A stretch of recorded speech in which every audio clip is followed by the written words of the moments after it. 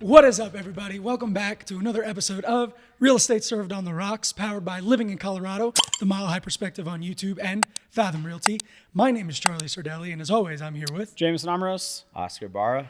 And ladies and gentlemen, on today's episode, we're trying something new. Fuck it, we're doing it live. Fuck it, we're doing it live. Fuck it, we're Easy, doing we it. can't censor when we're live. That's fine. Live on TikTok. And your Here voice we is go. still gone. It is. That's, It is. Yeah, you But still you sound know, scary. we're making it. We're getting sound there. scary. We're getting You there. sound scary. So yeah, guys, we're gonna start trying to go live on our TikTok channel, the Mile High Perspective, every Wednesday whenever we're filming the podcast. So if you guys want to come in, join, drop some questions. What we're planning on doing is just doing the episode normally for you guys and doing the recording, but just having the live playing so people can stop in and share a drink, ask some questions, just hear some stuff in the Yeah, background. what are we doing? What is this podcast about? So this podcast is about informing you guys, the consumer, on everything real estate. And if you're a real estate agent or in the industry and you just want to hear about real estate topics, we're here for that too. But to make it a little bit more interesting, not only for you guys, but for us too, we always drink bourbon or whiskey while we're on the podcast. And Yep. This is episode number 55. So we are now at 50. This is a 55th bourbon that It we're is. trying. Yep. And we don't drink it just because we're a bunch of luscious, but it's a play on our name. Yeah. Real Estate Served on the Rocks. So we feature a bourbon, we talk about it, we rate it, but in the process of, we talk real estate. That's right. Well, especially because a lot of what's going on in real estate right now is so many buzzwords, so many, scary articles and headlines, and people just feel like they're cornered out of the market, like that it's not possible. But we just want to help you guys out. We want to be here as always and give you some info, but doing so, drinking phenomenal bourbon, right? I have never heard of this. No, never heard of it. JMO, you picked this one But up. it's also newer. It's 2019, right? Yeah, it's newer. I mean, I picked it up because we were talking about cigars and pairing with whiskeys, and this is a bourbon that is aged in barrels that are smoked by Kentucky Cigar Tobacco. So Yeah. I just kind of figured we'd kill two birds, one stone, which, pun not intended, the Buzzard's Roost. But we'll see. I'm curious. I've never had it before. No. I mean, just the color of this bottle, I mean, you could tell that it's tobacco. And it's not a bourbon, it's Yeah. a rye. 95% rye, 5% malted barley. Nice. It's going to be spicy. It It'll is be gonna be spicy. spicy. But 52%. I feel ABV. like the rye. 105 proof. 100, yeah, I feel like the 105. rye goes really well with the cigar. Absolutely. It'll keep that Yeah. dryness a little We're bit gonna better see. too. We're gonna see. Yeah, Yeah, absolutely. and it won a bunch of medals, right, Oscar? You know what? Screw that. I was talking about that because I was trying to read up on it while we were setting up, and it seems like every decent bourbon gets a gold, platinum, I know, silver yeah. from the San Francisco bourbon whiskey drinker bullshit. Which San Francisco is probably the last place that I would assume. Yeah, That I mean, people were give me a big medal from with- Kentucky. yeah, right, You know, exactly. This one, Yeah, give me something aluminum from like in Kentucky. Yeah, I think that will beat every Like gold, this- platinum in San Francisco. yeah, some backwoods festival Yeah. in the Blue Mountain. But I mean, that one was good. The one with the steel cast that Yeah. we got, that one was Yeah. really good. And for everybody watching on TikTok, if you're logging in, thank you so much. Like I said, what we want to do is we're going to kind of go through the episode like normal, but at the end, we're going to shut down the production, stop the recording on that, and then sit with you guys for probably about 30 minutes and see if any questions pop up. And by no means, guys, do not send us gifts on here on live. We're strictly here, answer questions and help you guys out. We don't want any of your money pertaining to that. We're strictly here just to help out, drink some bourbon with you, and answer some We'll questions. take a compliment or two. Or And ask the questions now. I mean, we'll be monitoring. yeah, that, right? or if you're user 2079873 and you want to hate on us a little bit, Yeah, true. bring it on. True. Bring it on. I'm hateable. But JMO, why don't you go ahead and give us the lowdown on our bourbon? And also, if you can hear Charlie, I mean, Yeah. give us some feedback. If you can't hear him, his voice is gone. He relapsed. Right?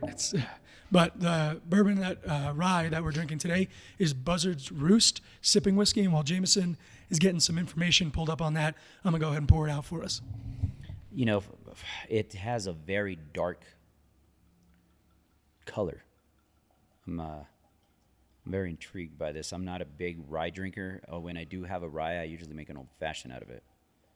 So we'll see how this goes. Yeah, I feel like all these stories about how like the bourbon started is the same thing. It's like two Yeah. dudes went to a barrel tasting and they were like, I think we could do this. Well, and this one, it's a and they just dude do and it. a lady. Yeah, 2019. So they they wanted to do something different, which is this is where this whole cigar smoked idea came from. But You know, I want to hear a story where they don't want to do something different. I mean, like, you know what? We're going to do the same shit that Jim Beam did, well, and I'm remember going we to give talked him a run about for his money. the char. Yeah. Number of char, right? 1 through 4. Yep. So char 1 being the least charred barrel, 4 being the most charred barrel. These guys chose Number 1 char. the number 1 char on purpose because they think it brings out more flavor of the wood versus Interesting. the char. And the other one was 4. Correct. Yeah. Huh. Yeah. And that one did have a little bit of sweetness to it. For sure. Well, and then Yeah. can you remember any of the ones that did new char barrel or a new oak barrel? Well, we had that one that was the combination of the 4 woods, but that they didn't really mention the char on that. No, they did not.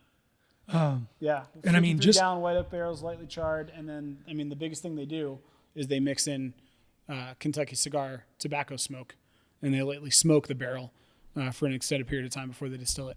So, yeah, and I mean, but it's brand new, like Oscar said, it's 2019. yeah, which is interesting. Yeah, Very interesting. But Yeah. I mean, the nose on it, that tobacco comes through yeah, like I haven't even crazy. tried it yet. Like crazy. Also, the proof on this one is 100, 105. 105. Yeah. 105. Yeah, it's 52 and a half. Okay. So it's Awesome. hefty. I think There's last week was little the to same. no burn on the nose. Yeah. Yep. It's smooth on the nose. Yeah, Super smooth on the nose. It's a little more. I get a little burn. It's not as potent as I thought it would be with the tobacco. It's there, but it's not as potent. I'm getting sweet, peachy Yeah. Yeah. nose. Almost that. There's almost the tobacco is almost like a more of a leather on the back end. Yeah, I was going to say leathery, Yep.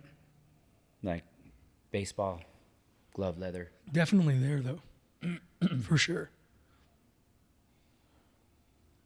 Oh yeah, it's crazy how it's always crazy to me how when you sniff it through like one nostril over the other, the Very flavors are different. sweet. Yeah, And not like floral sweet. It's sugary sweet. makes sense with the tobacco though. Yeah, Right. like raisin, plummy, sweet. You guys Dehydration, ready? dehydrated sugars. Ready to take the first sip on it? Cheers, boys. Cheers.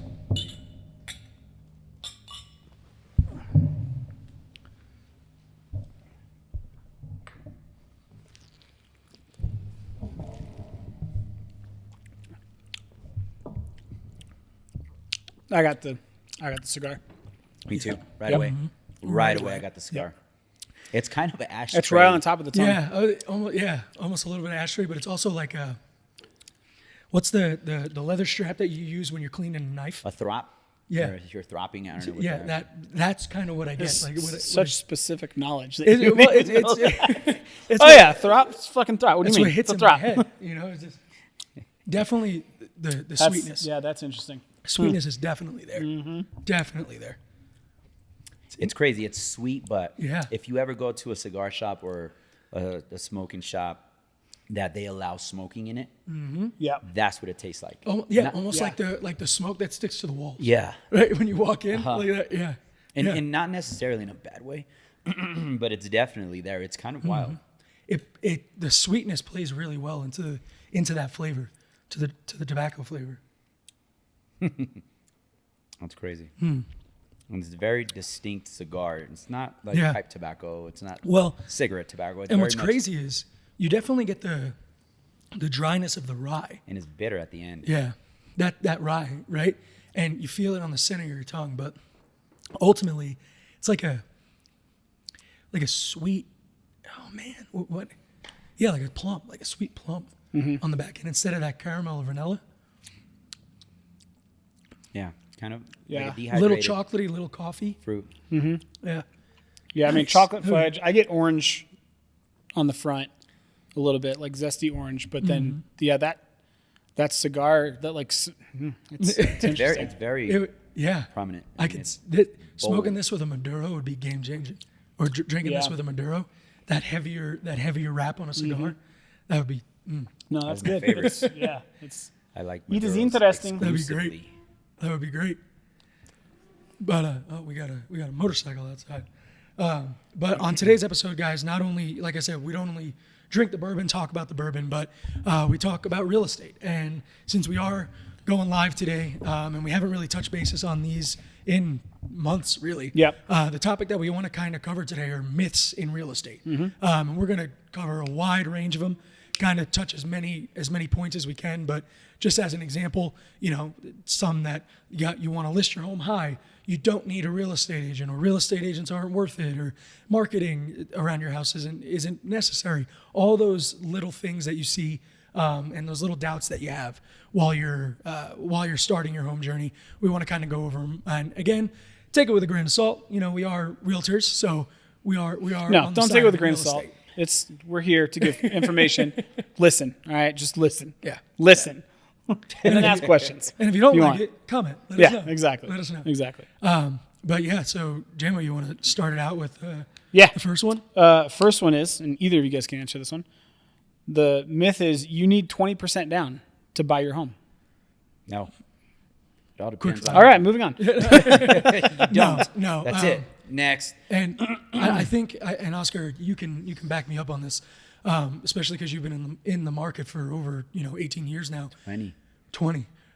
Which is also over 18 years. I think that's also 18 years. A layover of when even my parents, your parents. It's a Dave Ramsey thing. Is Looking what it is. It is, but when they were originally looking to buy a home, not only were home prices lower, so 20%. I don't want to say wasn't easier to obtain, but definitely easier than it is today, with houses averaging over $400,000 across the country. But that was a little bit more of a the 20% down was a little bit more of a play to lenders. That would be right? a great stat to look up. What the average income was in 1940. Well, I mean, you can look up and 20% of what the average household. That'd be cool to well, you look it up as a ratio, right? You look at what the wage was versus the home price versus what the down payment was. And realistically, if you look at affordability across, the last 80 years, there's been 2 times it's been absolutely horrible like it is now. The first time was in the 1980s, and then now. Right. I mean, can you imagine 20%? You're looking at 12% interest rate. Right. You were buying a house for $70,000, but interest rates were really crappy. But it all offset it. That was the norm back then. And I mean, and that's the reason I brought up your time in the market, in the industry, is because I think what's happened. I didn't sell houses in the 80s, Charlie. Shut up. I think what's happened is they had as houses we have in the 80s? seen the home prices go up, right? We have had government intervention. We have had new products come to market with mortgages, to where now you have down payment assistance where you only have to put 3% down. I mean, Colin was on last week. Go check out the YouTube channel. We talked all about different loan types that you can have, but some people can get into a house for as low as $1,000 right now. Correct. Right. Yeah, there's down payment assistance programs. They're either county, state. Some are grants. Some are forgivable loans, and some you do have to pay back. Well, hell, and I mean, take it one step further, right? You got VA loans. So VA loans, not only can you do 0% down or 100% financing, but unlike something like an FHA or conventional loan, if I put 3.5% down on an FHA loan or 5% down on conventional, what else do I have to pay? Mortgage insurance. And on an FHA loan, how long does mortgage insurance stay on? Forever. And on a conventional loan, how long does it stay? As long as you're above 80%. 80%, right? On a VA loan, do you have mortgage insurance? Nope. Like, it's huge, right? But to your point, Charlie, I think the biggest thing is when you look at affordability, we had a really long time where wage growth and inflation and home prices all were pretty much on the same path. Yeah. And then we had 2020 happen, and we gave all this free money away, and all of a sudden you saw home prices just take off, but you saw wage growth stagnate and actually decline for a year as everybody was out of work due to COVID, and now we're starting to pick that back up. But you've already set the snowball down the hill on home prices. COVID, they tried to offset what they thought they were going to forecast that the economy was not going to be stimulated, and it was quite the opposite with what they did. They dropped the rates to, I saw some 2.5s. That's ridiculous when you talk about APR and how much you're paying into the actual principal. The first 10 years, it's so offset. And I was one that took advantage of I got a 2.875. When I look at my amortization, it's bizarre that it's almost even. I'm paying into my principal almost as much as I'm paying into interest, and in the long run, that's huge. That's a big number, Yeah, but I mean, and that's where I think that, like Jameson said earlier, we have the Dave Ramseys, right, that are still in that older mindset. And a lot of millennials, I mean, I know myself. Brian Buffini. Well, I know myself included. Like, I look to my parents, my grandparents for that information. And a lot of the time, they're just, especially I've seen so much where parents are going, I'm so scared for my kids, right? And so, yeah, they're gonna recommend 20% down because that's what their experience is. But that's why it is so important to talk with people like Colin, like us, any real estate agents, because we can explain to you that, hey, you have amateurization, you have, loans that go down over time, up over time, whatever it is, and we can explain it to you. We can break it down, Right. I mean, so you can understand it a little bit better. Remove the fear mongering. I mean, don't be afraid for your children, because there's always going to be a way to do it, and you have to just seek out the experts, and the realtors are going to be the forefront of that. They're going to know the correct lenders, because lenders have different products, right? Most of the guidelines stay the same, but they're going to have different products. Some of the big banks or credit unions have portfolio products, like Ant has that 3% first-time home buyers, and there's just a lot of ways around it. And just as long as I hate to use the word creative, but as long as you know or educate yourself of what's out there, it's just a product that you could take advantage of and not go with your conventional 5%, 3.5%, or 20%. I mean, if you have the 20%, that's always going to be your gold standard, right? Yeah. That's always going to be the one that's going to give you Well, the it best. also- it also it's going to give you the depends best payment and eliminate mortgage insurance. Right. But it also depends on, it's a math equation, because if you are It's a planning ratio. living in the house for 5 years versus 15 years, a 20% versus 5% is going to make a big difference, right? Because if I have to put down, let's call it a $500,000 home, I'm either putting down $100,000 or I'm putting down $25,000, right? It's a $75,000 difference. If my mortgage payment goes up $600 a month and I can afford that, how many months do I have to be in the house before I break even on that $75,000 that I saved by not bringing that to the down payment? And that all depends on, And again, your very specific situation, your scenario, how much money you do have saved up, if you want to invest in other things, if you're planning on staying in the house for a long time, short time, all that kind of stuff. So they brought up a product back in the day. It was called the option arm, and that's basically what that was kind of going up against. Yeah. Because you had the option of sending in your 30-year conventional or your 30-year fixed, 15-year to pay it off faster, your interest only, so your payment was super low, and then your negative AM. Your negative AM payment was just that. You were not paying into your principal. You were actually going to get tacked on what you would have paid in. Right. So it's adding on to your principal. But what they were trying to do with that is if you wanted to invest, so it was for your savvy investor that wanted to allocate their money somewhere else. And a lot of people didn't do that. So that's kind of where it went to the wayside.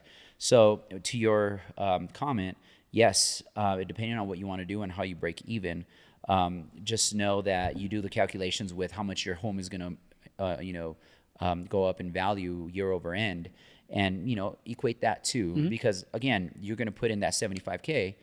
It's going to stay there, and it's only going to accumulate wealth, right? And you just pull it back out. There's going to be fees, but if you just want to save that up front and be okay with an extra $100, $200,000, or $200 a month, that's fine too. If you're going to stay short term. Yeah. And that comes to the generational thing, right? We've been trying to combat the myth that you don't want to get stuck with a mortgage. Well, if you go lease, you're stuck within that lease for at least a year to 6 months. You buy a home, you're not stuck ever. You could sell at any time. Hell, you could sell the next month. If you don't like it, sell it next month, and you don't have to break leases or anything. Right. Yeah. You break a lease, you still have to pay money to break it. You sell your house, you get your money back. Absolutely. Absolutely. All right. That's myth number 1 down. You do not need 20% down And on a house. to add on to that whole generational thing, when you're leasing something, there are few and far between landlords that will let you sublease it. Absolutely. And if you own your own, guess what? Get up, leave, and rent that thing out and make some money. So it's a better deal all around. Absolutely. I think, but I'm biased because I'm a realtor. All right, J-Mo, myth number 2. So number 2, everybody's heard about FHA loans, Yep. backed by Fannie Mae, Freddie Mac, Federal Housing Administration. The myth is Their government you have to be a first-time home buyer to use an FHA loan. and their government, not necessarily. It's a bank that has a loan that's backed by the federal government within the mortgage insurance realm. So you have a premium you pay up front, and then you have a monthly that you pay, right? Your mortgage insurance. And you don't have to be, as long as you don't already have an FHA loan, you can get another FHA loan. So it's specific to how many FHA loans. If you have one FHA loan, you can't get another one. Yeah. All right. So, Jamie, I know we went over it last week, but we got everybody watching, and break down an FHA loan. As far as who's gonna use it? Why? anybody, Right. anybody can use one. So some of the guidelines for FHA, income. If you have some income issues, they have their guidelines are a little more lenient. If your credit is low, they're lenient. You could get an FHA loan with as low as I've seen at 580 FICO, and they're still going to give you a premium rate. So if conventional is at a 6, FHA will come in at sometimes a 6, 6.25, 6.5, even if you don't have a 700 FICO, but you're going to have that mortgage insurance. What's crazy is that they dropped the monthly mortgage insurance, which competes with conventional. So sometimes FHA is the best across the board, even if you have good credit. Well, and I think a lot of And the ratios allow for more. Well, and that's what I was going to touch on is what ended up happening is, right, like Oscar just said, FHA does give you a little bit more leniency when it comes to your credit, when it comes to your income. So who most of the time are the people that need that leniency? First-time home buyers. So yeah, FHA options, a lot of the time you're going to see first-time home buyers utilizing that. But as we've seen with the pain everybody's feeling in this current economy, although it is doing good, you see all the time people are not buying as much. They don't feel like they can afford as much. So FHA has become a good option, not only for people who may have struggled through the pandemic because they had to take out more credit cards. And by the way, we hit the highest amount of credit card debt in the country in 2023 and continuing into it with over $30 billion, right? So No, it's trillion. just what? $1 trillion. 30 trillion. No, Excuse me. $8 trillion. Oh, $8 trillion. $1 trillion in credit card debt. See, even worse, right? $1 trillion. But that just goes to show that as everything was happening over the last 3 years, like I fear that everybody forgets that stuff takes time, right? Especially with what we're doing right now, live. You have instant access to information.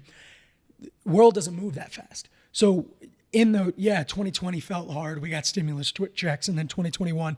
Now it's 2024 into 2023, and everyone's like, I'm hurting. I had to take out more loans. I had to open more credit cards. And I shouldn't have went to Vegas with my credit card. It's a bad idea. I feel like that's what's led to this thought. You have just put on my tab. 500 on black. Put it on my tab. And Cash that's advance. where I think that's kind of where it got misconstrued. And now, again, last week we talked about it with Colin. We're seeing a little bit more of a rise of those Colin FHA options. Yeah. Yeah, I miss Colin. I haven't seen that guy in a while. Yeah. He did great. So, first-time homebuyers aren't the only ones that are using FHA. It's anybody who needs a little bit of extra help whether it comes to their credit score or the amount of income that they're making. That's really what FHA was created for. And because, as Oscar said, it's a government-backed option, it's safer, right? Yes. Right, and it's not, let's say that the housing market has gone up and you really want this certain home that's a higher price point. Their ratios allow for you to go higher monthly payment. And the way that you see around that is that you're gonna get a raise or you're gonna fix your credit, and then you'll offset that. But if you do want more purchasing power, FHA sometimes is the better route. You may have a higher monthly payment, but it'll get you the home that you want. And then refinance later on down the road. The other thing too is there a limit? Like if I use an FHA loan, right, on a house, how long do I have to wait before I can sell that house and use another FHA loan? There's no limit. 90 days. 90 days. And sorry, the only reason I know that is because it's a flipper rule. It's a flipper rule. You got to have the house for 90 days. Even if for on the investment side, if I buy a house and I fix it and I throw it back on the market, it has to do with the transfer of title. I can't sell it to anybody that's going to acquire an FHA loan unless I've owned it for at least 90 days. And that's just, again, a perfect point. Like that, I just want people to recognize that there are things in place like that try and mitigate the investors, the flips, right? As the topic becomes a lot heavier with BlackRock and Vanguard and all these hedge funds and investments and ruining the market, there have always been things in place like this. Right. And that rule's kind of, at least in my eyes, that rule's kind of, we need to revamp that, because if I'm buying a property and I could flip it in 30 days, I'm going to sell it regardless. Why not let someone that, wants it with an FHA loan? Yeah. in less days. You know, if I really want the open market from an investment standpoint, obviously 90 days is going to get a bigger buyer pool. Yes. But I think it should be fair for someone that is going to buy the house, FHA, to come in and also bid on the house. So here's a fun one. I just thought about this as we're talking about it. How long do you have to go? Or actually, let me rephrase this. Can you ever be considered a first-time home buyer after the first time you buy a house? Yeah. How long? Well, okay. That's kind of... I know. It's kind of tricky. It's tricky. So with... It's tricky. Tricky. So there's ways around that. There is ways around it, but let's just go black and white. Black and Black white. and white. Is it 5 years? 3 years. Because All Yeah. all right, so Technically, there's- it's 3 years. If you want to use a first-time homebuyer program, you just can't have used it within the prior 3 years. And to compile on top of that, that goes along with if you ever had a foreclosure or bankruptcy. yes, correct. Right. So if you have a foreclosure or bankruptcy, 2 to 3 years. Yeah, I think FHA looks back 3. Conventional looks back 7, if I remember correctly. Right, 5 or 7. Something like that. Yeah, that is a tough. It's kind of crazy because I haven't thought about that since I know, right? the short sale. Well, and it's funny. So I was Short listening era. to a podcast, and they were talking about the wave of foreclosures, and we've hit on this on previous episodes, where somebody goes, "Well, foreclosures are up 150%." Oh, God. Well, And it's like yeah. true, but we're still like 67% under where we were at Wait, and prior to the pandemic. Before you go that route, Yeah, we'll get let's to go that. ahead. We'll get to that. I was going to say, Yeah, we'll get to let's, that. let's go to myth number 3. Which Well, plays- no. Myth number 3 is easy. When selling your home, should you always price it as high as possible Not No. to get necessarily. the best price? Why not? No. Well, and we talked about this so often, but there's so many factors that play into Yes. your home listing. And so many people, and I think honestly, like Colorado is a good show for this, where you have a hot market. People go, oh man, it's my time. Let's do it. Let's jump in now. And they list high, but then they don't look at the comparative market around it, right? Because a lot of the times people don't realize that your home price is not set by what you think it's worth. It's set by what the market thinks it's worth. Right, So- and then you have to have a knowledgeable real estate agent because Yeah. if you look on Zillow currently, there's a certain price point that the general public is going to look at. But as a realtor, you know, at any given moment, we use 90 days, right? We go 90 Yeah. days back. But if Remember the when market, we used to go 6 months back? well, yeah, if the market shifts, Yeah. you can't even go. You know, there was a last year fall, you couldn't go 90 days back, Right. Because the rates hiked and you can't use that same price Yep. point. So you got to have someone that knows how to forecast a little bit of what the market's doing. I always advise my clients to list at current market or just under to get as many eyes in, and Right. then maybe there's 2 buyers that really want it, they might bid it up, and then we're back on track on where they wanted to be. Well, and it's nuanced, I think, from a price point standpoint as well, right? Because we always talk about real estate being extremely hyper local. Well, if I take a $260,000 unit here in Denver versus a $260,000 unit in Mobile, Alabama, there's going to be differences in how you want to price that, right? My contention right now is where interest rates are. If I'm at 240, 250, 260 in a condo, right? Because that's what's coming up here in my world.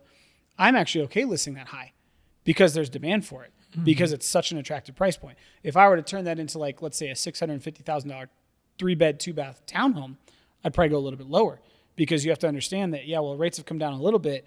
There's still average income, who's going to be looking at the property, the type of buyer that's going to be there, and it's going to dictate if you want to go high or low. We were just talking about non-warrantable condos. Yeah, the Your buyer pool's a lot basis smaller. of it is essentially the exposure you get, right? So if you have your price point and you go above or below where market value is, right? If you go the higher you go above market value, the less viewers, basically less eyeballs on the property.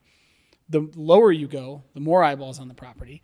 But there's a fine line, because if it's priced too low, then buyer psychology comes in. They go, wait a second, is there something wrong with this Right. property? Is there a reason why it's Current market listed value. significantly lower than everything else that's comparable? If it's too high, buyers may go, I don't even want to look at it, because there's no way they would consider a lower offer, even though this unit or this home is $30,000, $40,000, $50,000 over what a comparable property is. So there's a lot of different nuanced things. And understand one thing, as the seller, you dictate where you want to be. I'll have that conversation with my seller and say, okay, Right. you want to be at this price point.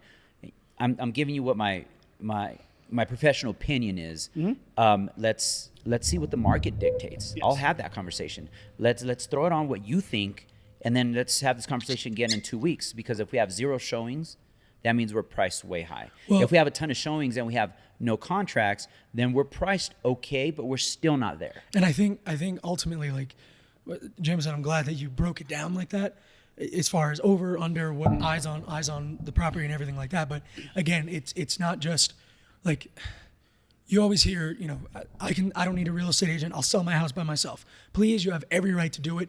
And if you do, hell yeah, good for you. Please, like, get a realtor's license, start doing it. But at the same time, there's a strategy to it. It's not just throw it up on the market, hope to see what happens, maybe do some pictures on your cell phone, right? It's, do I want to stage it? Do I take professional photos? Do we just do outside photos because the inside's not really ready yet, right? There's so many things that there's so many things that not play into only it. that, the marketing piece is one thing when it comes to real estate agents. Yeah. But navigating the transaction, there's a lot of law that goes into it, and a lot of potentials of lawsuits. Well, so that could be something else we touch on here in a second.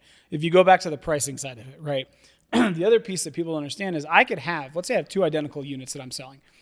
They're both, 2-bed, 2-bath condos in Denver, Aurora, that area for, call it $350,000, okay? But one of them is in Arapahoe School District, the other one's Cherry Creek School District.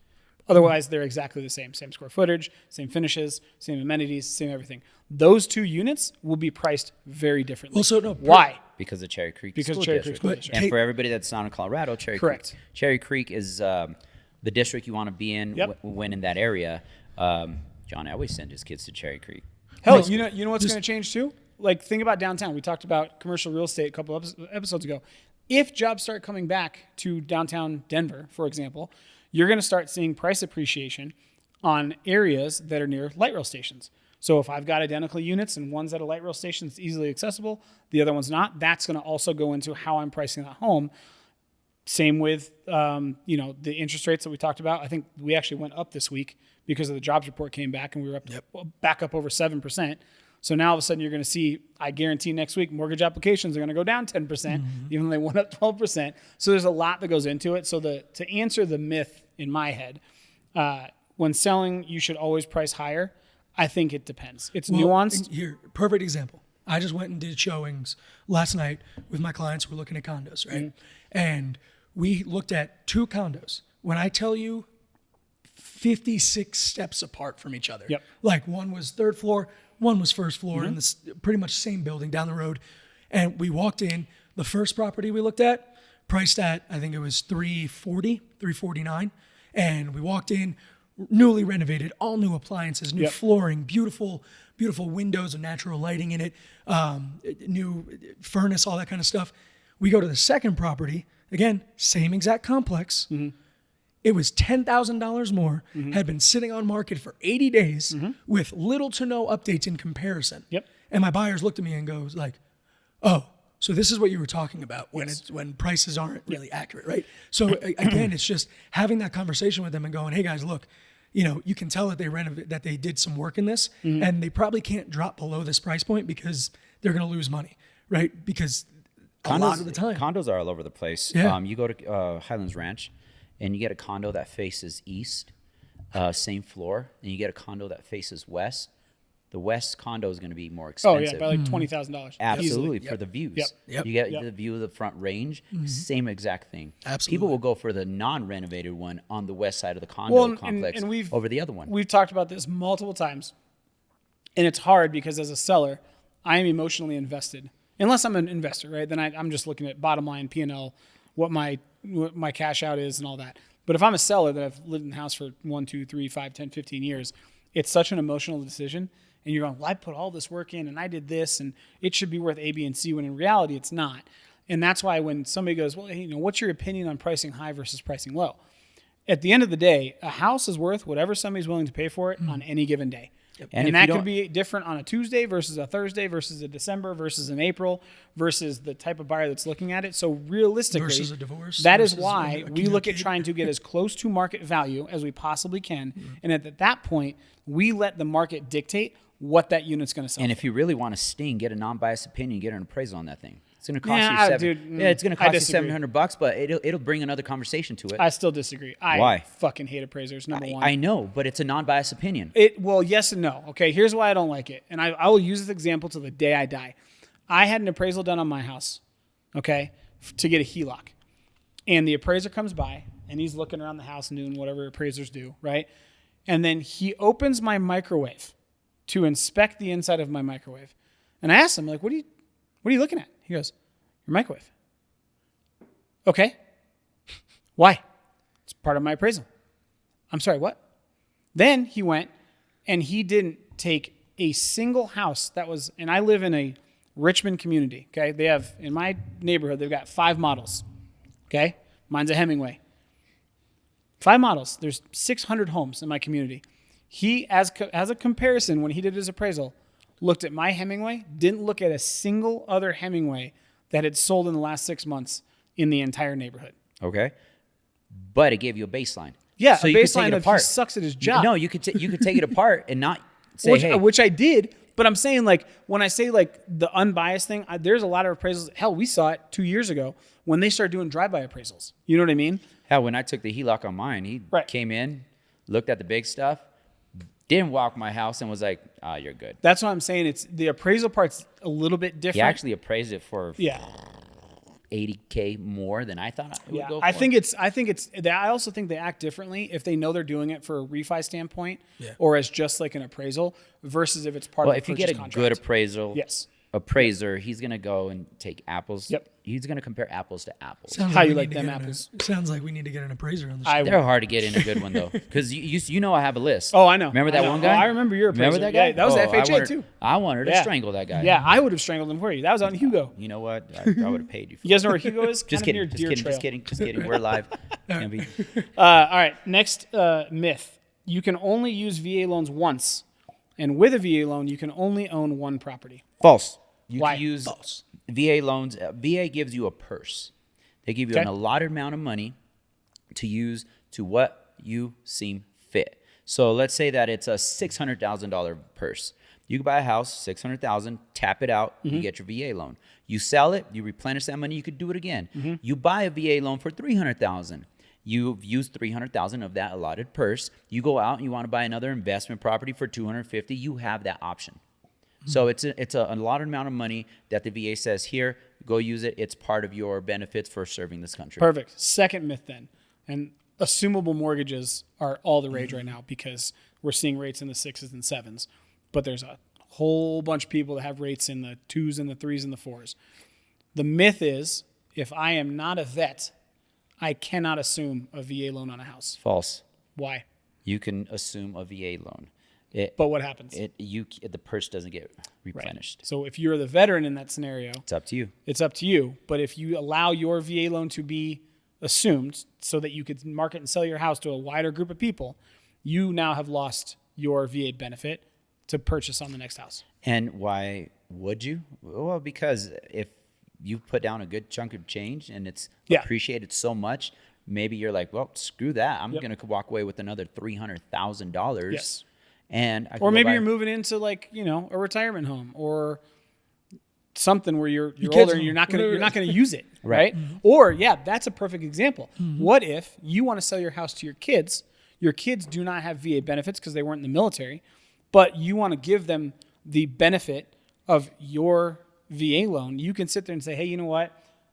I've enjoyed this house. I want to sell it to my granddaughter, my grandson, but I want them to assume my 3.275% interest rate on this $600,000 house. I'm going to allow them to assume it, knowing I'm going to lose my benefits. Yep. Especially because as we see so many people coming to, I don't want to say end of life, but later in life, where the money doesn't. The sunset of life. The sunset of life. Damn Gen Xers. But a lot of people want to leave their kids better off. Yes, exactly. Right? And it is a great option, especially as we see still 7% interest rates. Yep. So to the myth that you can only use a VA loan once, I mean, think about it as well, guys. Like, it wouldn't make sense to me that the main group of people that move around based on their job, which is the military, every 2 to 4 years, you're going to limit them on just buying in that one area when a lot of people in the military on average are going to live in 3 to 5 places in their entire service time, right? So it makes sense. And here's something that, not a lot of people realize or know, but one thing that Donald Trump did do while he was in office is he raised that VA limit. Yes. Yep. Like that was phenomenal. Over what? It was over 1 Yeah. point. Actually, no, it's unlimited. It's unlimited. It's unlimited. And on top of that, so Yeah, it's you know, unlimited. that's a great point. If you're my mind just starts going. If you're VA, you live here, use your VA, refinance it to a conventional, and then use your VA somewhere else where you're going to move. Now you got investment properties, and if you bought at a good time, leave a little bit of equity inside the home, and you don't have mortgage insurance. There's endless possibilities on top of that. And another myth: right now, interest rates aren't 7%; they're closer to 5.75. For 6%. VA? VA across the board. I mean, we just jumped this week though, on Monday. Some of my lenders are only jumped about a quarter. Yeah, the credit unions. Yeah. It's the credit unions. The credit unions. I are the use ones- credit unions a It's lot the because credit they have unions, great yes. prices. Yeah, I was Yeah, gonna say. it is, but it's a quick tip, right? We talk Right. about shopping lenders. You do this all the time, but if you go to most lenders, we're sitting there 6.87% with a point. Credit unions are on a warpath to gain market share. 6%, no points. 5.75, 1 point. Yep. So, yeah. All right, next myth. Next Drop it. myth. Oh man. All right. So the other big piece. Whoa! And the point isn't a lot. I mean, it's not even a point. It's just a cost. Right. $3,800. Yeah, I was gonna say it's not a real point. It's not a not a real percent point. of the No. loan. Yeah. So other big topic, new construction, right? Last year new construction sales made up almost 40% of all home sales across the United States. It averages in any normal market only 12%, right? The reason that they're at 40% was because one, they're the only ones that were selling houses last year. Number two, they were the only ones that were offering rates as low as 3.99%, 4.99%. Why were they offering those rates? Because Incentives. they're incentives. They bought could. it. They bought the them. rates. Yeah. So they have their lenders, and they allotted a certain amount from their budget and bought the rate down Yep. for potential clients. Yep. So that being said, the myth is you do not need a realtor when buying a new construction home. It's not a myth. You absolutely don't. But my biggest thing is that we are your recourse. If I am representing you, I am representing you to make sure everything goes the way it's supposed to. The contracts you sign with a builder typically are non-CRES. That's the Colorado state law. The ones we use as realtors contracts, they're using their contracts, and their contracts are going to watch their back. And I think- right? I think- And as an agent, if, excuse my language, shit goes south, I'm your recourse. Yep. One, I'm going to try to go in, and if shit really goes south and I do my job, guess what? Now you got an insurance policy. Sue me. Well, I'm I would insured. even- I If would I do even my say- job right, I don't have to fear that, and I'm going to make sure that you get what you get. And you, as a realtor, I'm going to try to negotiate one, better pricing, better incentives, or all of the above. Well, and I think it would be better to switch the name from agent to representative. You don't need a representative for yourself when buying in new build communities or from builders. And the reason I say it like that is because you can walk into a new build community and there is a guy or a woman sitting in that chair that works for them and goes, yeah, I'll write that contract up for And you. they have they're agents. Yeah, they're agents. They have to go Not through courses necessarily. with them. Well, they can be. They're supported by the builders. They're not. Hold on. They don't have to have Wait. licenses. Hold on. Thank you. Yes. They are not agents. They do not have a real estate license. No, they don't It have is to. not required. You have some that you can walk into that were realtors in the past that understand the ins and outs and nuances of contracts, but there are a ton. I know 7 or 8 off the top of my head that have never set foot in a real estate class. Not that that means you're a good realtor at all, but they have not got licensed, which means they are not held accountable by DORA or any other regulatory agency. They're held accountable. They're essentially a salesperson for Richmond or Lennar or Meritage or whoever. and It it is. was- Going into the real estate realm is just like going to court. Well, I was going to say, Oscar, you say You it all don't the need time. an attorney. You say it all the time, right? But are you going to walk in to like a warehouse that just has a sign that says doctors on it, right? It's a doctor. Are you going to walk in and be like, hey, I need you to do surgery on me, and then be like, oh yeah, well, I've done that before. I can do that. Are you going to feel comfortable with that? Because it's virtually the same thing, right? When you go to a doctor's office, you know that they have certifications, they've gone through courses, they've learned to do it properly. When you walk into a builder unrepresented, whether it be with an agent, without an agent, what you have to understand is you are walking in as somebody, and this is, I would say 90%, 95% of people, you are now somebody that does not know as much as the person selling you the thing, right? Mm-hmm. And I'll tell you, as a salesperson, I want those people, because at the end of the day, I'm going to be able to sell you anything, right? Like it's the old sell me a pencil thing. Oh, you need this pencil? Cool. Thanks for letting me know you need this pencil, because now I can do whatever I want to sell you this pencil. Mm-hmm. And that's virtually what you're doing when you walk into these builders without any representation or prior knowledge or research. You're going in and they are trained specifically to sell you that unit, to sell you that build. If I walk into a new construction unrepresented, the bottom line is my bottom line, right? Mm-hmm. If I walk into new construction with my realtor, does my bottom line change? Who pays the realtor? The builder. The builder. It's already built in. It's already built in. Mm-hmm. You don't have to worry about that. Right. They're going to pay us regardless. Might as well go in with some representation. Mm-hmm. Why not? Yeah, and I think the biggest part of this, right, is when you're talking about building anything new construction. Number one, as Oscar pointed out, the contracts that the builders do, or that they give to you to sign as a client, are built to protect the builder, right? Their best interests. Everything. There is nothing in there that protect. I mean, hell, your deposit has no protection. Earnest money has no protection. Your build time has no protection. Loan qualification has no protection. None of it has protection for you as a client. So that's number one. Number two, when you're in a new community, you are now dealing with the warranty people. You're dealing with contractors. You're dealing with subcontractors. You're dealing with foremen. You're dealing with superintendents. And here's something that a lot of people don't understand. County. The turnover of superintendents in new construction is one of the highest turnovers in almost any industry across the nation. Yep. So you could have like my first new build I built, we had 4 superintendents that I had to go through to fix shit in my house. And when I say fix shit, guys, I'll tell the story till the day I die. My buddy, JC, right, bought his house. He was a realtor at the time. And this house was in a new construction community right in Crystal Valley. They went all the way through. They got all their permits done. They got all their inspections done. They got everything done. They move in. 2 days later, his wife calls me because JC was out of town. Jameson, I need you to come over to my house. My basement's flooding. Mm-hmm. What do you mean? Let me just go over there. Basement's flooding. All right, I'll be over there in just a second. I go, did you call Todd, who was the salesperson at the time for Richmond? And Todd's a good guy, right? So he was not trying to do anything shady. We go over to the basement, and I'm looking at this floor. And I'm like, Lindsay, go upstairs and turn the shower on. So she turns the shower on. Not 4 seconds later, gallons upon gallons of water are pouring into the basement unfinished from a pipe that had a section.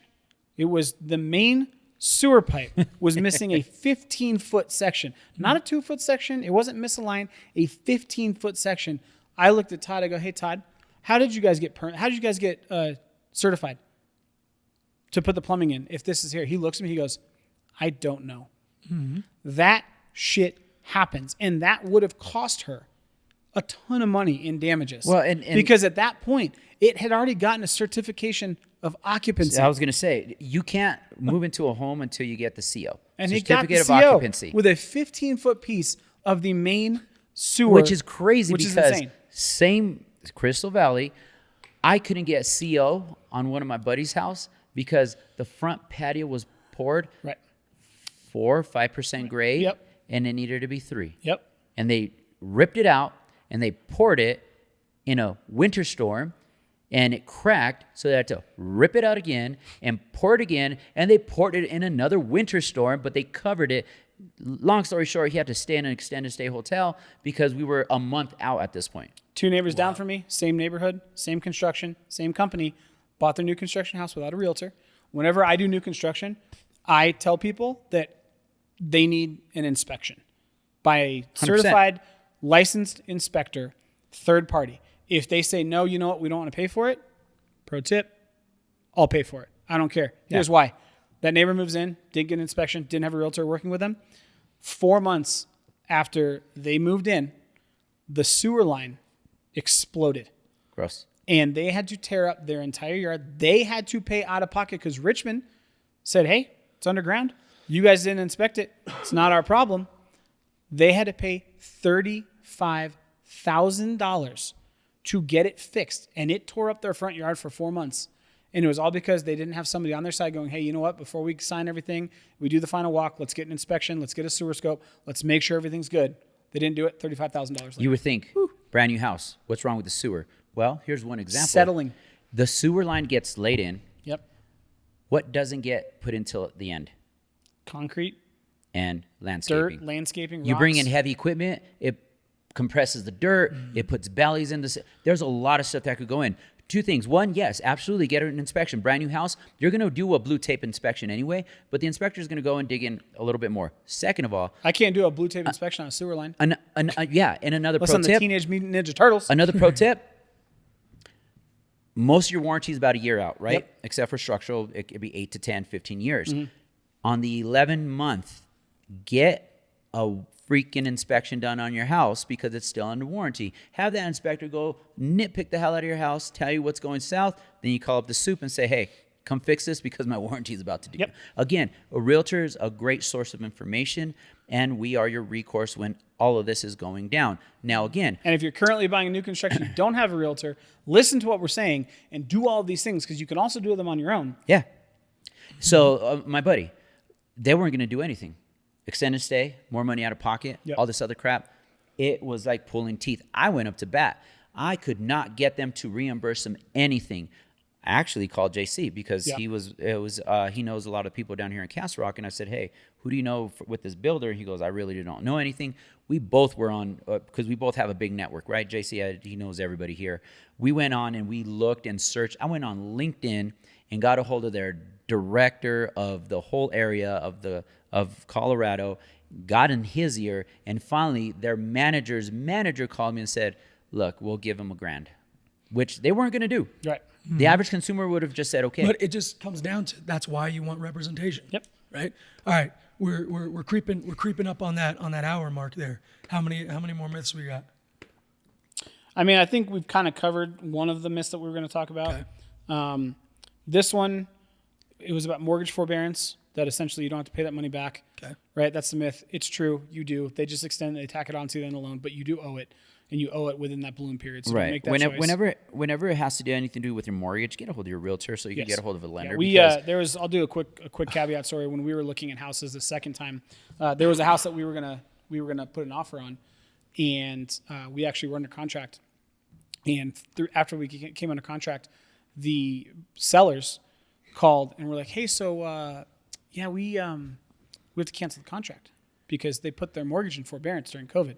They thought it was free money, so they were 6 Yeah. months behind on their mortgage and had to pay it and make a balloon payment. They couldn't sell their house. So, just so you guys know, if you hear mortgage forbearance, I don't think we're going to hear a ton of it going forward. Any But kind of- forbearance just means that they're delaying payment, You're but putting you it you do owe it, and you normally owe it with interest. There's some that do it without interest, but most of the time it'll collect it's going to interest be the whole time. interest and fees. Yes. No lender is going to say, here, we're gonna remove $100,000 off your payment. You know, you're Yep. good. Yep. No, anytime they're going to do any kind of forbearance, any kind of assistance, know what you're signing. Because 2 examples. One, I had a client that we sold his house. We were good to go. He had done a modification, a loan mod, right? And he forgot. So what they did was they removed $50K, put it over here. They refinanced the amount, and they dropped his payment. Well, that $50K stayed there, and they had to pay it back with the fees. It wasn't interest, but it was fees. He almost wasn't able to buy. Yep. Because we had to tack on that $50K, and then we were able to move forward. Another one, my buddy from Texas. Stuff went south.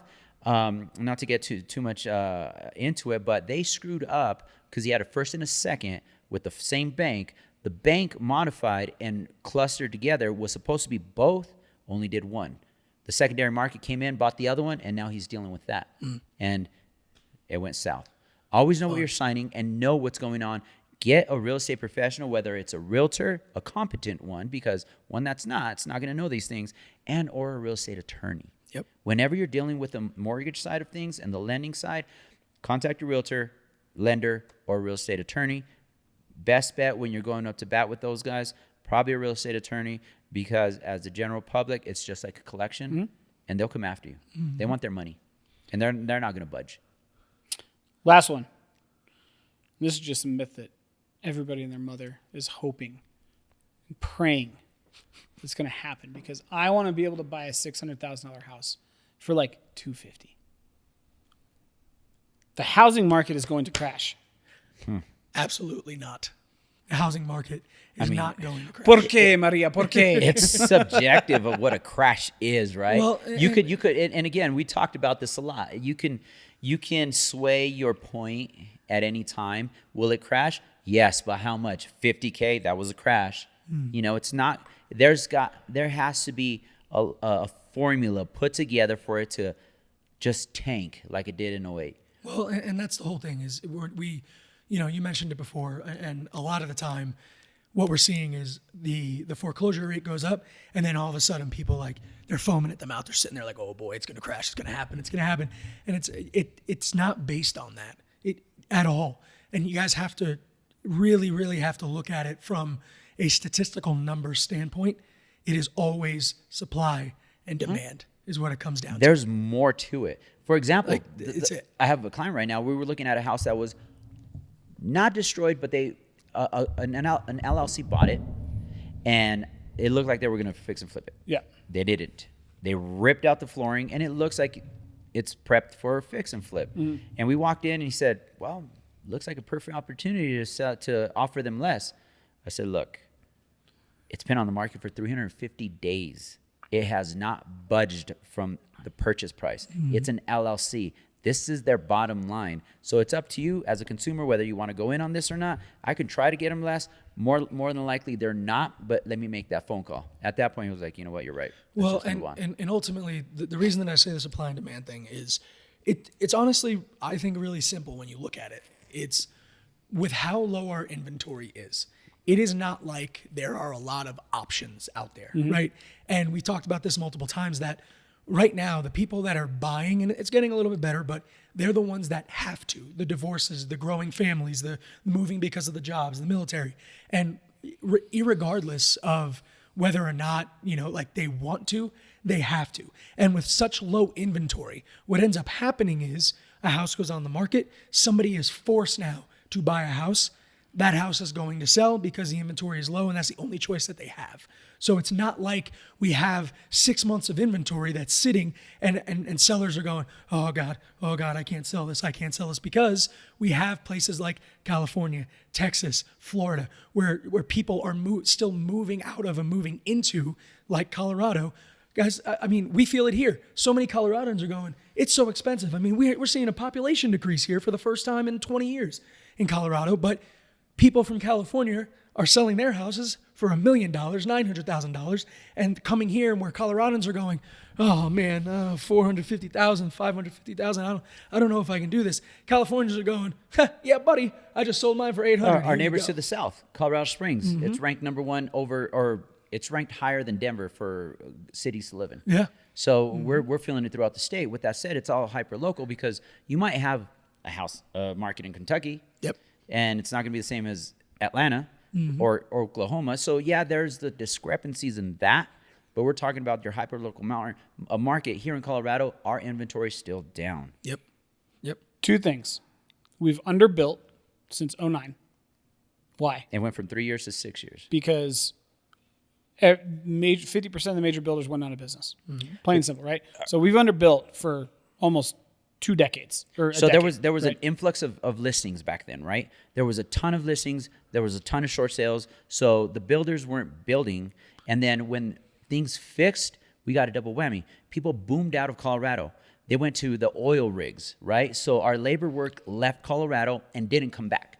They went to Oklahoma or they went to Texas, to the point where for the first time in a long time, we saw commercials of trade work here in Colorado. There's still not enough trade work. If you want a contractor right now, one, they're going to be expensive. And two, you're going to get shit contractors right now. Excuse my language, but there's a lot of crappy contractors out there. So now we got a lot of that labor work back, but we're still so far behind we can't catch up. Yep. Well, but nobody can. It's not just Colorado. That's my point. My point is the underbuilding was nationwide for the last 12 years, right? Second thing that came in, millennials started to become of their home Adults. formation age, right? 73 million of them want to now buy homes. Third thing that happened, COVID. What happened there? In the 2 years, you had almost 90% of homeowners refinance into a 2.5%, 3%, 4% mortgage. They're not selling. That's where we're at. So You touched on a big one, COVID. What happened during COVID? There was a lumber shortage. well, yeah, Material shortage. there was a ton of stuff going on. That didn't help. That didn't help at all. My point is, so right now in the United States, right, in January, we had like 650,000 homes for sale across the U.S., right? Sounds like a lot. We average in a healthy market close to 1.4 million homes on any given day listed. So we are 50% under what we have normally seen listed homes, yet the same amount of people are trying to buy houses. Yep. That's why the market's not going to crash. And when people say, okay, well, if the market's going to crash, you need one specific thing to happen. You need supply to increase to the point where it outstrips demand. So how do you increase supply? Number one, more houses on the market, right? Yep. So where do you get more houses on the market? You build them. Well, we can only build so many because of Oscar's point, labor shortage and supply shortage and expenses. Number two, you've got, I don't know, half the population just dies and leaves their homes, which that's not happening anytime soon. Number three, foreclosures. We talked about that. There's no foreclosures that are going to happen that are going to all of a sudden flood the market with 1 million homes. And number four would be this whole, investors are buying everything and making it expensive. We've said this forever. The last 30 years, investors have bought about 22 to 25% of homes on the market at any given time. That number has not changed. Or the dark horse. Unless they stop buying them, now you have 25% of a million. Here, congratulations. Here's 250,000 more homes that are on the market. That doesn't fix the problem. You could also do the rental market's going down. Well, I was going to say you could also. You have when we that talked too. About this, less demand. The conversions, right? From you can't though, but you can't. Commercial. I'm just saying that's another. I mean, option, there's but not it enough to won't- offset no, it, right? no. But that's something that's going to and that's a maybe good point. ease So it. we kind of talked about the cost of converting Yeah. commercial buildings to rentals, right? But the reason it's so hard is because if I build an office building versus building a residential apartment complex, condominium, whatever you want to call it, the building codes and standards for certification of occupancy are so different. Because when I build an office building, I've got AC units that are running through 40, 50, 60, 70 offices, right? With like maybe 3 or 4 control units. To convert that to multifamily, every unit has to have its own AC and has to have its own control. Then you go to plumbing. You go to an office building. Not every cubicle has a toilet. Well, if I'm going to convert those to multifamily, but single units, every single one of those has to have their own plumbing. Yes. Third thing that people don't talk about, windows, right? Unless I want to build a prison, like if I have You an can't have office a bedroom building without a window. Exactly. If I have an office building, I don't necessarily need an escape route because everything's a communal area. If I convert that to multifamily, just based on fire code and safety codes alone, I need windows that I can escape out of. I need escape hatches or escape ladders. I need all these different things. So there's a lot of buildings that just based on the window size alone, you could never convert, even if you had the money to, because you would essentially have to tear down the building. You're just building something brand new. And that's the reason why I brought it up is there can be so many options and so many ways to bring more houses on the market. And they're getting creative. ADUs. They are. But at the end of the day, like Jameson said, we are 12 years behind, right? Damn, just we're at just 12? on building, right? Like Sheesh. 12 years behind. And luckily, for the first time, and whether it's we're buying too much avocado toast, or we'd rather have a dog, whatever it is, as a dink myself, dual income, no kids, right? Whatever it is, our population is slowing down because of the millennials, right? And hopefully what we'll see is that population slows a little bit, home builders come up, boomers start to vacate some more homes and more homes become available. It will lessen, but unless there is a catastrophic event that just kills the population or we get a Thanos snap. Yeah, a Thanos snap. Unless something happens, this is where we're at, and we have to. Well, there's a simple equation on because when you talk when we're having this conversation about the housing market's going to crash, the real conversation and why people want it to crash is affordability. Right. There's 3 things that will affect affordability that need to change: home prices, interest rates, and wage growth. Right. Okay, Job market. That's it. So what needs to happen? The realistic thing is this: home prices are not going to come down because we don't have enough supply. So that is not something that we can really count on. We can hope that builders continue to ramp up, supply and labor gets a little bit cheaper to use, right? And as they're starting to make up ground, I personally would like to see rates stay kind of where they're at because it puts a lid on home prices going bonkers before they need to. And then while those 2 things are happening, the last thing that needs to happen is wage growth continues to grow. But even because on the that builder will make side, On the builder side, what's one thing they're not making anymore? What do you mean? Land. Well, right. Yes. They could yes. only build so much because we have natural forests. We have some zoning that we can't build on. Yes. So that is a huge crux. They're is putting land, a squeeze on that too. Yes. They can't just go build willy-nilly anywhere. Correct. So that's a cap on them too. Yep. Well, that's where I think for Colorado, at least, I'm excited to see, Boulder just passed the zoning that they're opening up, allowing more Again, building, 10 more years too moving. late, but Yeah, there's a lot of land in Boulder that's But at the same underdeveloped. time, I think it would be a great case study Sure, to watch 100%. and see how it goes to see. it is interesting though because they do back up to Chautauqua Park and the Yeah. Flatirons, so they can't expand west Yes. at all. But you will. Oh, the you Royal should. Arch is great. I You love the should Royal see. Arch. You should see property values Yes. decline in Boulder a little bit, which for current homeowners again not great, but for anybody that wants to, is graduating from CU and wants to actually Northwest ain't gonna do anything. Right. You have Chautauqua Park, you have Estes Park, but you go east of there. Yep. There's a ton of just Correct, green yes. pastures. Right There's along nothing. Diagonal Highway. Right Yeah, there. there's nothing out perfect. there. Yeah. But they're all owned also. Yeah. There's Well, people that don't want to sell. Guys, I think we covered a good amount of myths and we broke down a couple of myths. And for everybody watching on TikTok, thanks for tuning in. This has been our first live. We're going to try and perfect it a little bit better for you guys, but stick around. If you have any questions related to real estate, housing, bourbon, stick around with us. We're gonna kind of finish this up. And for the new viewers and listeners, as always, at the end of our episodes, once we're done with our topic. real estate topics and talk, we, of course, as we've been drinking the bourbon, we've been formulating some ideas on it. And so we always like to do our bourbon review and we give it a rock rating. And our rock rating goes on a scale from 1 to 10 rocks. 1 being the best, 10 being the worst, because with bourbon and whiskey, the more ice cubes, the more water you want to put into it, usually the worse the bourbon whiskey is. So on that note, let's go ahead and review this Buzzard's Roost that's been around since 2019. And Are we bypassing the one rock takeaway? oh geez, the one rock takeaway for today's episode. Jesus. Yes, you're right. So I was like, wait a second, we're missing the summary of it. right. All right. Now, on that note, we do normally our one rock takeaway, which is a summary of our thoughts. Yes. On today's episode, and I apologize. The hard hitting opinions. I was excited to review this one. But our one rock takeaways is a summary of the topics that we talked about today, and usually we try and keep it short and sweet. But you guys, obviously, as you've seen with our live and the recordings, we struggle with that. Tend a to little talk. bit. We get a little bit passionate. But who wants to start with the one rock takeaway for today's episode? I'll go. My one rock takeaway is the importance of due diligence in utilizing resources around you and being able to analyze those resources as to which ones are actually going to give you good information and which ones are not. This live, case in point, you guys could be watching us going, these guys don't know what the fuck they're talking about, or hey, maybe they do, but they're on the internet. Charlie mentioned it earlier, instant gratification, right? Like I can get information from anybody at any point, any time.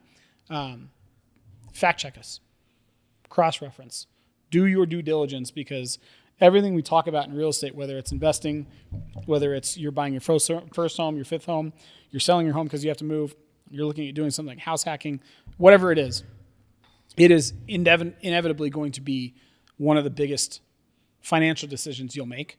So you want to make sure you make that decision with the best information, utilizing the best resources that you possibly can. I'm going to piggyback on that on the other side.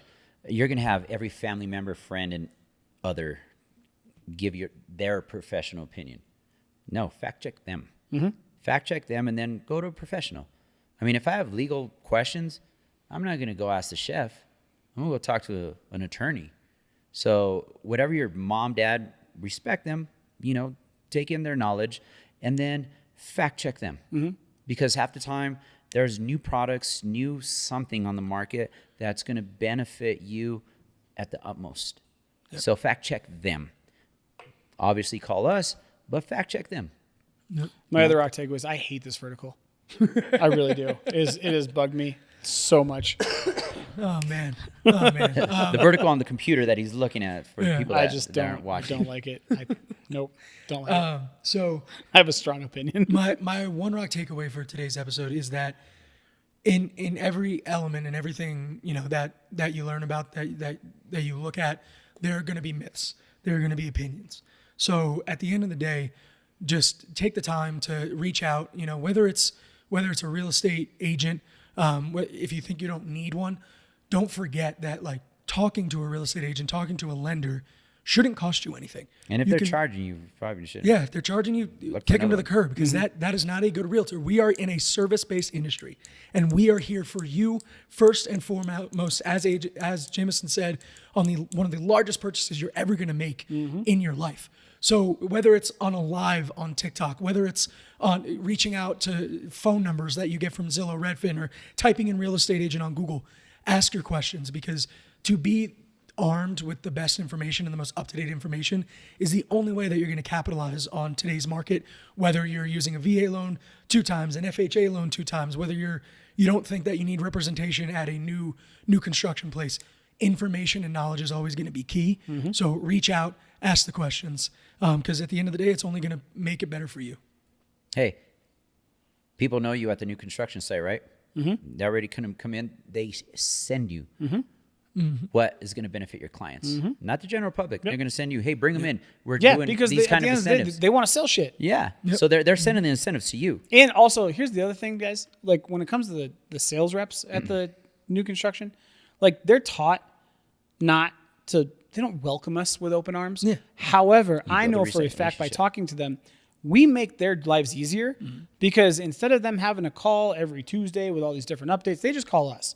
The people that we piss off are the actual builder, the superintendents, the construction workers, the contractors, because that's what we do, right?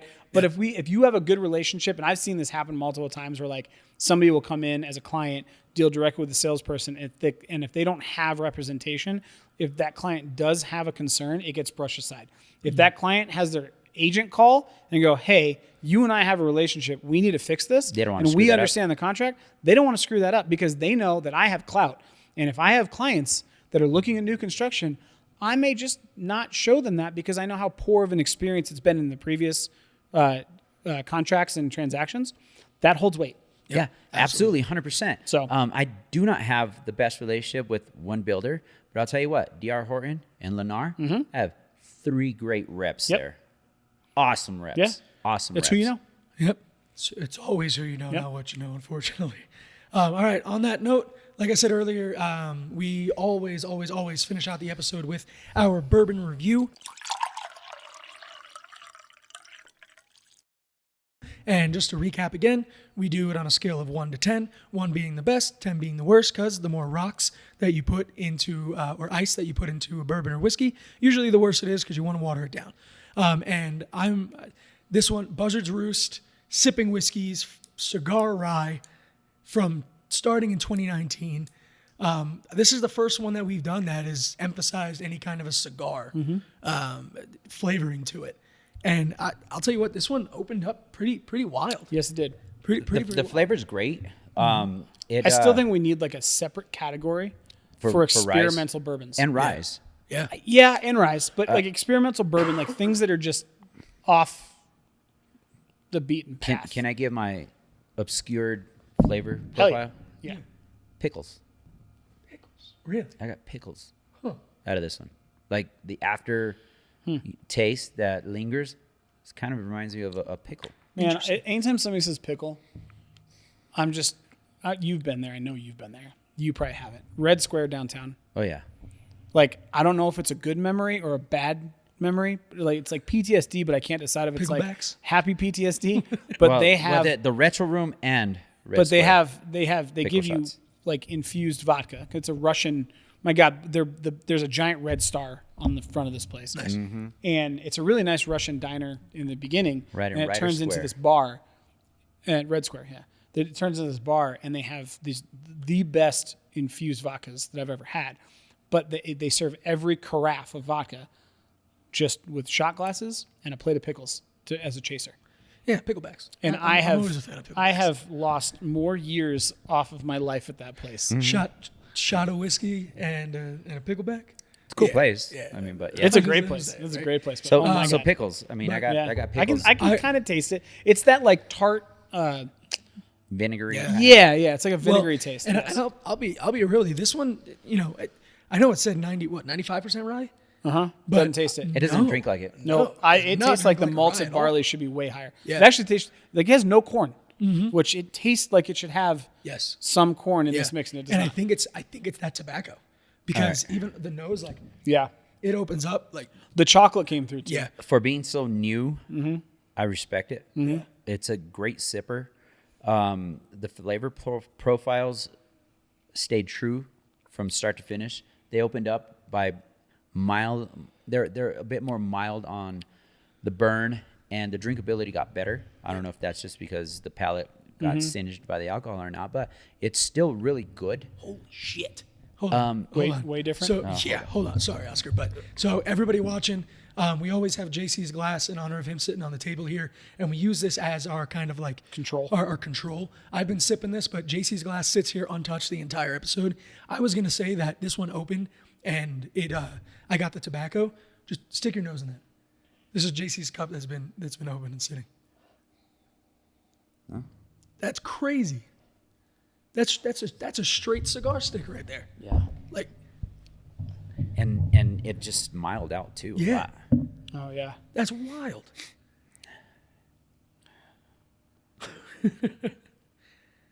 Oh Yeah. Yeah. that So- does not suck. No, not at all. I have 2 ratings, I guess, for this That's thing. incredible. I've got a cigar smoker rating and a non-cigar smoker rating. I would love to have this with the cigar. Yes. You know what I mean? Yeah. You know they make the cups or Yeah. the highballs with the cigar Yeah, holder? so I'll tell you about those. If anybody's thinking about getting them, Don't. If you drink your bourbon neat, phenomenal. Yeah. But if you like to have any rocks in your bourbon, No.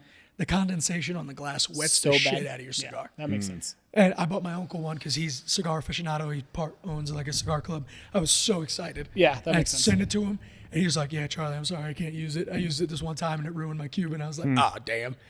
I'm sorry. I'm so sorry." I'm gonna give it a rating. Do it. I like it. I like it.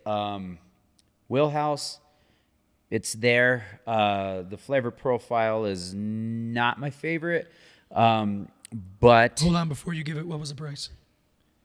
No. No, you're not giving the price. I'll, Nope. No? I'll Okay. give it afterwards. Give it afterwards. I just want to see if it changes anything. I think it will. I'm gonna give it a 4.5. Okay. 4.5. I honestly, I'm more surprised by it. I'm more blown away by it because that it's so heavy as a rye, but that the sweetness from the tobacco and the barrel, it doesn't drink like a rye, which makes it better for me. Which also, to be fair, I got To another be fair. flavor profile. Just hit me. To be fair, Tootsie Roll. yeah, the chocolate 100% comes through. the Tootsie Roll. All right. The let's not get Tootsie crazy. Roll. It is Good. It is marketed as a sipping whiskey, which Yeah. normally ryes are not sipping whiskeys. So that does make sense. I'm gonna go ahead. I think I'm there with the Oscar. I'm probably gonna go a little bit closer to a 4, probably about a 4.2 on this guy. Only because again, I like the sweeter palate. I do think as a sipping whiskey, you sit down with a group of friends at this, you do have a cigar with it. I think it lends itself across the board to a great experience, whether you're drinking it neat, whether you have a cigar, you don't, you're sitting by yourself at the end of the day. So I think I'm gonna sit right at about 4.2, 4.3 on this guy. I think this whiskey is what something like a Basil Hayden's Toasted should actually taste like. Yeah. Like I get what like You're giving Basil hating a lot. no, of credit. I'm saying like even Elijah Craig, right? Like Elijah Craig Toasted is good. It's one of my Yeah. favorite whiskeys. The cigar smoked portion of this just adds a little bit. My contention is that I already like the flavor profile of Elijah Craig. I love it toasted. If too. it added One of this, my favorites as well. if it added this unique twist to an Elijah Craig toasted barrel, it would become that much better. You know, I guess I'd is what I'm love- saying. You know what I'd love to do with this is you see how I don't know Ferment if it, you guys or not ferment no. it. Aerate it. Aerate it. Well, I don't know. I make it too sweet if we aerate it too Maybe. much for me. You But still got to bring that in. yes, Yeah. But It's like this big. Stop a lot forgetting. of I don't know if you've seen it. A way to flavor a cigar is you take a shot glass and you put it in a mason jar, Oh, and then yeah. you take your Yeah, yeah, cigar yeah. and cap Yeah, it and let yeah. it sit. I would love to do that with a light wrap with this guy, because I feel like it would add such a sweetness and a depth to the flavor, and then drink the bourbon with that cigar. I think that'd be awesome. All right. Jameson, where are you sitting? Well, let me do this first. Okay. Give me an estimate on cost. $60. Bob, $1. 47. 69. Okay. All right. Does that change anything? It's right there. I think price point. That's good. Yeah, For what it is. That's a good Yeah, price. especially what they're trying to do with it. Okay. And versus the other ones that we've had too, with the oak in the barrel, the steel drums, like all that different shtick stuff. I think this one, especially, like I said, touting itself as a rye, but having the sweetness and drinkability that it does. I'd still stick it the same. Considering these guys started in 2019, I'm excited to, if I remember, on this podcast in like 3 years to try it again, because they can only, realistically, you got to think the max this thing's aged is 3 years. They say they age it for 18 months minimum. Yep. Might We get know better. which is why it's not Kentucky bourbon. It's not 3 years, or not 2 years rather, right? So I think a 3 to 4 year age would do this thing a wonder. I'm also curious as to why they did the number 1 char versus the number 3 or number 4. I'm thinking Smoke. I was gonna say, yeah, It might have overpowered it. So I think then they need to make a choice, right? Let's go easy on the char, but go heavier on the cigar tobacco. And maybe age that with the cigar tobacco another year. Yeah. And then see if it brings out a little bit more of that flavor profile that they're going for. Because as I'm sipping this, the tobacco flavor, the cigar smoke flavor, aside from JC's, because we haven't really sipped, that one just aerated, went away. And it got replaced with a lot more sweetness. Yeah. I agree. Yeah. Which it's in my flavor profile. I like it. But I wish the cigar flavor would have lasted longer.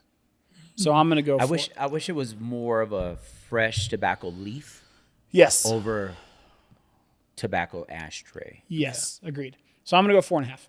4.5. All right. Yeah. I like it. like I it. do. I like I it just, too. I keep going back to Elijah Craig toasted barrel and like what it could be if they use this process with that. Yep. And if those two were combined, I'd probably be closer to like For a a 2.5. unique flavor profile, You know?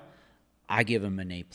Yes. Agreed. It was absolutely. definitely Yeah. there. It was definitely what they were going after. I give them kudos for that 100%. Well, and that's Yep. that's what I'm saying. Like we need a separate category Yeah. of these like experimental bourbons, because if you put this up against some of the stuff that we've seen in sherry casks and copper barrels, or even and some blah, blah, traditional stuff like yeah, Prohibition, just right? yeah. I just wish It's a different category. I wish that cigar flavor profile had lasted longer. Yes. I, For sure. But I would sip sure. this whiskey for sure. because we had the rum cast, right? Yes, And we yes. keep going, use that as a base point. Yep. We hated it. Yep. This was unique, but it was good unique. great. It was a Yeah. good unique. Yeah. Agreed. Absolutely. And you can definitely taste at the beginning, that first sip, straight tobacco. Oh, yeah. Yep. Straight tobacco. In your face. Definitely dies as it goes, and which is interesting as a sipping whiskey, but at the same time, great experience all Yep. around. Well, guys, I think our first live experience went well. Yeah. I enjoyed it. If you tuned in, if you're watching us live on TikTok, thank you guys so much. Stick around if you have any questions. Once we end our filming of the main podcast, we're going to stay on here a little bit, see if we can answer some questions for you guys. But on that note, guys, remember you could catch us every week on YouTube. We drop our videos anytime between Monday and Friday. You can find us the audio anywhere: Apple Podcasts, Spotify, Pandora, Amazon Sounds, Music, whatever it is. We're on all those platforms. So look us up. It sounds like a setting on like one of those alarm clocks. Like, do I want rainforest? No, you know what? Fuck it. Give me Amazon sounds. Yep, Amazon Sounds, and it's just It's just ASMR in the packages. middle of the Amazon Dancing. jungle. It's going to be Bezos talking shit. That's what it's going to be. Oh man! But as always, guys, remember you can always find us on our own personal social medias. Yep. You can find me at That Lifting Agent on Instagram, TikTok, and as always, I do the video production for the podcast for the YouTube channel. You can reach out to me at BTG Productions CO, or send me an email, btgproductionsco LLC. And Oscar, where can they find you? OscarTheRealtor.com, Oscar the Realtor CO on Instagram. Awesome, JMO. The Colorado real estate guy. I like it. That's I it. like it. Yep. And guys, we don't just do this podcast on the channel either. We do community spotlights. We actually just dropped a new downtown Parker, Colorado. And if you don't live in Colorado, but you've always thought of, hey, what does $1 million listing in Colorado look like? We do a short little home tour out in Vivint, Parker, new home build tour. So check that out. Leave us a comment where you want us to go. And as always, guys, let us know if you want us to drink any different bourbons, where you want us to try out, or topics that you want us to talk about. Thank you so much for the support on YouTube, on TikTok. We're almost at that 900, 1,000 follower mark on TikTok. Close. So We're close. Help us get there, guys. And as always, you can reach out to us as a team with any questions that you have at all times. Our email is resotr@themilehighperspective.com, or give us a call, ring, text, whatever you want to do. Yep, 303-578-0263. Look forward to talking to you guys. Fun time today, guys. As always, Cheers. Cheers. We'll catch you on the next one. Come by.